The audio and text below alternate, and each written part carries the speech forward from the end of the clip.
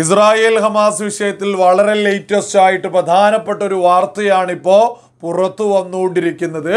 Hamas ഔദ്യോഗികമായിട്ടൊരു പ്രഖ്യാപനം നടത്തിയിട്ടുണ്ട്. ആ ഒരു പ്രഖ്യാപനം കേട്ട് ലോകം ഞെട്ടിയിരിക്കുകയാണ്. എന്നാൽ കേരളത്തിലെ തീവ്ര ചിന്താഗതിക്കാരായിട്ടുള്ള ആളുകൾ ആ ഒരു പ്രഖ്യാപനത്തെ ആഘോഷപരമായിട്ടാണ് ഏറ്റെടുത്തിട്ടുള്ളത്. ആ ഒരു ആഘോഷമൊക്കെയായി ബന്ധപ്പെട്ട് നമുക്ക് വിശദമായിട്ട് തന്നെ ഒരു ചർച്ച ചെയ്യാം. നമ്മൾ ഈ ഒരു വീഡിയോയിൽ തന്നെ ചർച്ച ചെയ്യുകയും ചെയ്യാം.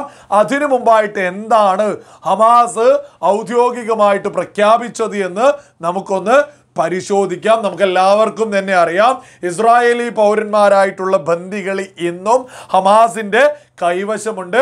ആ ബന്ദികളെയൊക്കെ തന്നെ ഓരോരോ പ്രദേശങ്ങളിലായിട്ടാണ് ഈ ഹമാസ് കൊണ്ടു നടക്കുന്നത്. അതിന് കാവലായിട്ട് ഹമാസ് ഭീകരരായിട്ടുള്ള ആളുകളുമുണ്ട്.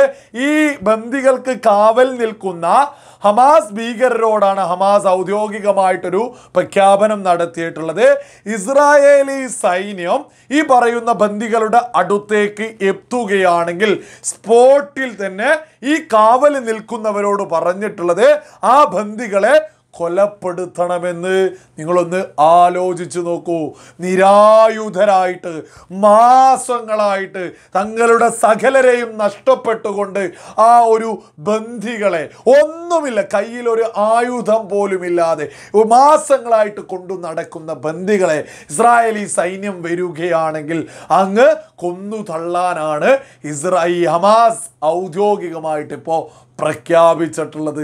എത്രത്തോളം വലിയ ക്രൂരതയാണെന്ന് നിങ്ങളൊക്കെ ഒന്ന് ചിന്തിച്ചു നോക്കൂ. യഥാർത്ഥത്തിൽ ഇവിടെ കുറേ ആളുകൾ പോരാളികൾ എന്നൊക്കെ അല്ല പറയാറുള്ളത്.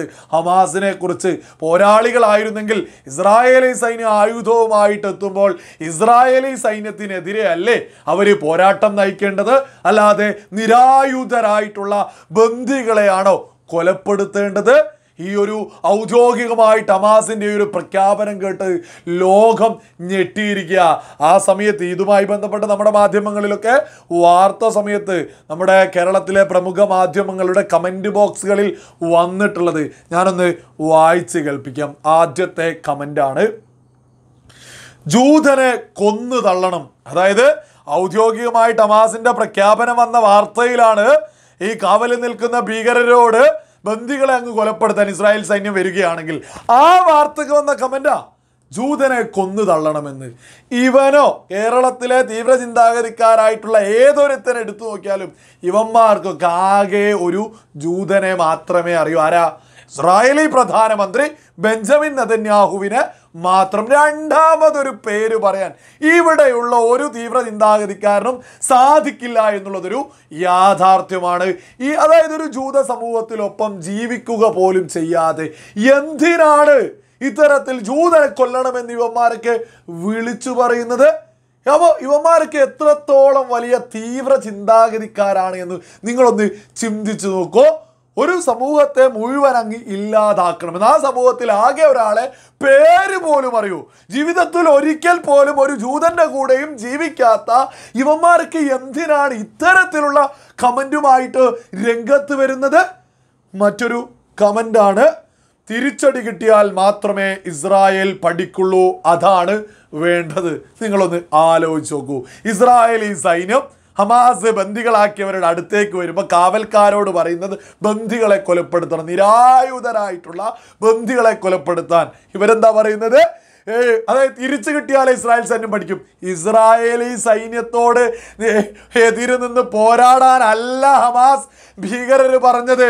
ഹമാസ് ഒരു ഭീരുക്കളാണ്, തിരിച്ചടിക്കാനൊന്നും യാതൊരു വകയുമില്ല. എന്നിട്ട് യാതൊരു ആയുധവും ഇല്ലാത്തവരെ കൊലപ്പെടുത്താൻ പറഞ്ഞ വാർത്തക്ക് വന്നതാ ഇസ്രായേൽ സൈന്യം പഠിക്കട്ടെ എന്ന്. എന്തൊരു അവസ്ഥയാ. മറ്റൊരു കമൻ്റാണ്, അടിപൊളി അടിപൊളി, ഇതാണ് നിലപാട്, ഹമാസ് ലൗച്ചിനും സയനിസ്റ്റ് തെമ്മാടികൾ തൊലയട്ടെ. നിങ്ങളൊന്ന് ആലോചിച്ച് നോക്കൂ. ഇത് തന്നെയായിരുന്നു October 7th, അതായത് 1200-ലധികം ആളുകളെ ഹമാസ് ഭീകരർ കൊലപ്പെടുത്തിയ സമയത്തും ഇതേ ആഘോഷമായിരുന്നു.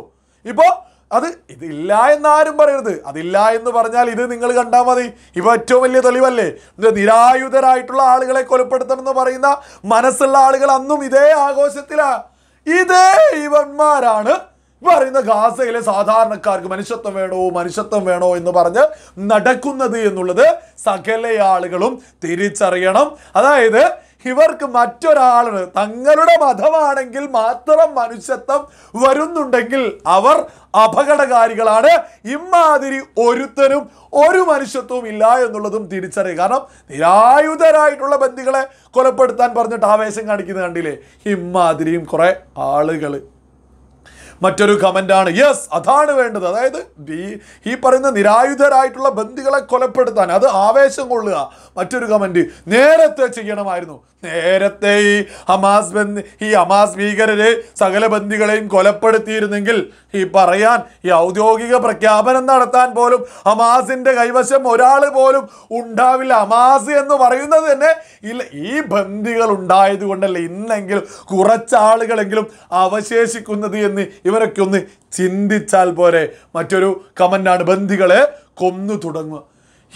ഇവന്മാരൊക്കെ അല്ലേ ഇന്നലകളിൽ ഗാസയിൽ മനുഷ്യത്വം എന്ന് പറയുന്നത്. എന്നിട്ട് സാധാരണക്കാരായ നിരായുധരായിട്ടുള്ള ആളുകളെ കൊലപ്പെടുത്താൻ പറയാ. ഇവർക്കൊക്കെ ഇവരുമായി ബന്ധപ്പെട്ടതും ഇവരൊക്കെ വലിയ അപകടകാരികളാണെന്ന് സകല ആളുകളും തിരിച്ചറിയുക. മറ്റൊരു കമന്റാണ്, എല്ലാ ബന്ദികളെയും വധിക്കണമെന്ന്. നിങ്ങളൊന്ന് ആലോചിച്ച് നോക്കൂ. എല്ലാ ഒരു ആയുധം പോലും കയ്യിലില്ലാത്ത മാസങ്ങളായിട്ട് ഈ പറയുന്ന മാളത്തിലൂടെ തുരങ്കത്തിലൂടെ നിരന്തരം വലിച്ചേച്ച് കൊണ്ടുപോയി. ഈ ബന്ദികളാണെങ്കിൽ തന്നെ അവരുമായി ബന്ധപ്പെട്ട അച്ഛനെ അമ്മനെ പലരെയും നഷ്ടപ്പെട്ട ആളുകൾ. എന്താണ് ലോകത്ത് നടക്കുന്നത് എന്ന് പോലും അറിയാത്ത സാധാരണക്കാരായിട്ടുള്ള ആളുകളെയൊക്കെ കൊന്നു തള്ളണമെന്നൊക്കെ എങ്ങനെയാണ് ഇവന്മാർക്കൊക്കെ എഴുതി പിടിപ്പിക്കാൻ സാധിക്കുന്നത്? അതുകൊണ്ടൊക്കെ തന്നെയാ ഒരു മനുഷ്യത്വവും ഇല്ലാതെ ഇമാതിരി എഴുതി പിടിപ്പിക്കുന്നത് കൊണ്ടാ കേരളത്തിലെ ഹമാസോളികളൊക്കെ തന്നെ തീവ്രവാദ അനുകൂലികളാണെന്ന് യാതൊരു തർക്കവുമില്ലാതെ നമ്മളൊക്കെ മുന്നോട്ട് വെക്കുന്നത്. ഈ പറയുന്ന ഇന്ന് ആവേശം കാണുന്ന സകല ആളുകളും ഒക്ടോബർ 7-നും വലിയ ആവേശത്തിലായിരുന്നു. വലിയ ആവേശം. ഒക്ടോബർ 7-ന് ഹമാസ് എന്ന ഭീകര സംഘടന ഇസ്രായേലിലേക്ക് കയറി കൊലപ്പെടുത്തിയൊക്കെ ആയി ബന്ധപ്പെട്ട് വലിയ ആവേശം. എന്നാൽ ഇസ്രായേലിന് തിരിച്ചടി വന്നതോടുകൂടിയിട്ട് പിന്നീട് കാണുന്നത് മനുഷ്യത്വമോ എന്ന് പറഞ്ഞായിരുന്നു നടക്കുന്നത്. അതേ ആളുകൾ തന്നെ ബന്ദികളെ കൊല്ലണമെന്നുള്ള ഒരു പ്രഖ്യാപനം ഈ പറയുന്ന ഹമാസ് ഔദ്യോഗികമായിട്ട് പ്രഖ്യാപിച്ചപ്പോൾ യാതൊരു ഉളുപ്പും ലജ്ജയുമില്ലാതെ ഒക്ടോബർ 7-ന് ആഘോഷിച്ച മനുഷ്യത്വത്തിന് വേണ്ടി ഇടക്ക് കരഞ്ഞ അതേ ആളുകൾ ഇന്ന് പറയാണ് അത് നടക്കട്ടെ, അങ്ങനെ തന്നെ ആവട്ടെ എന്ന്. ലോകത്ത് ഒരു ഭീകരവാദ സംഘടനയല്ലാതെ മറ്റാരെങ്കിലും ബന്ദികളെ കൊലപ്പെടുത്താറുണ്ടോ? നിരായുധർ ഒന്നുമില്ലാത്ത ആളുകളെ കൊലപ്പെടുത്താൻ പോലും നമ്മുടെ കേരളത്തിൽ നിന്ന് ഒരുപാട് ആളുകൾ വിളിച്ചു പറയുന്നുണ്ട്. അതായത് ഹമാസ് എന്ന ഭീകര സംഘടനയെ ഇവരൊരിക്കലും ഗാസയോ പാലസ്തീനെയോ ഒന്നും തന്നെ അല്ല പിന്തുണക്കുന്നത്. ഗാസയ്ക്ക് വേണ്ടി മനുഷ്യത്വം പറഞ്ഞ സകല ആളുകളും പിന്തുണക്കുന്നത് ഹമാസ് ഭീകരരെയാണ് എന്ന് ഇത്തരം കമന്റുകൾ കാണുമ്പോൾ സകല ആളുകളും തിരിച്ചറിയുക.